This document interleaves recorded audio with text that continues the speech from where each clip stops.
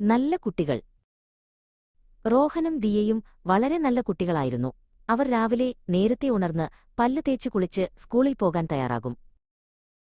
സ്കൂളിൽ അവർ ശ്രദ്ധയോടെ പഠിക്കുകയും അധ്യാപകർ പറയുന്നത് അനുസരിക്കുകയും ചെയ്യും. കൂട്ടുകാരോടും അവർ സ്നേഹത്തോടെ പെരുമാറി. വീട്ടിലെത്തിയാൽ അവർ ആദ്യം യൂണിഫോം മാറ്റി പുസ്തകങ്ങൾ അടുക്കിവെക്കും. അതിനുശേഷം അമ്മയെ വീട്ടുജോലികളിൽ സഹായിക്കും.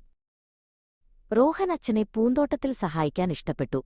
കളകൾ പറിക്കാനും ചെടികൾക്ക് വെള്ളമൊഴിക്കാനും അവൻ അച്ഛനോടൊപ്പം കൂടും.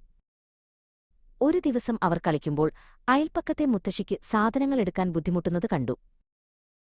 മുത്തശ്ശി, ഞങ്ങൾ സഹായിക്കാം, ദിയ പറഞ്ഞു. റോഹൻ വേഗം മുത്തശ്ശിയുടെ അടുത്തേക്ക് ഓടിച്ചെന്നു. റോഹൻ മുത്തശ്ശിയുടെ കൈയിലെ വലിയ ബാഗ് വാങ്ങി. ദിയ ചെറിയ ബാഗുമെടുത്തു. അവർ മുത്തശ്ശിയുടെ വീട്ടിലേക്ക് സാധനങ്ങൾ എത്തിക്കാൻ സഹായിച്ചു. മുത്തശ്ശി അവർക്ക് നന്ദി പറഞ്ഞു. നിങ്ങൾ വളരെ നല്ല കുട്ടികളാണ്. റോഹനും ദിയയും എല്ലായ്പ്പോഴും മറ്റുള്ളവരെ സഹായിക്കാൻ തയ്യാറായിരുന്നു. അവരുടെ നല്ല സ്വഭാവം എല്ലാവർക്കും ഒരു മാതൃകയായിരുന്നു. നല്ല കുട്ടികളായിരിക്കുന്നത് എത്ര സന്തോഷമുള്ള കാര്യമാണെന്ന് അവർക്ക് മനസ്സിലായി.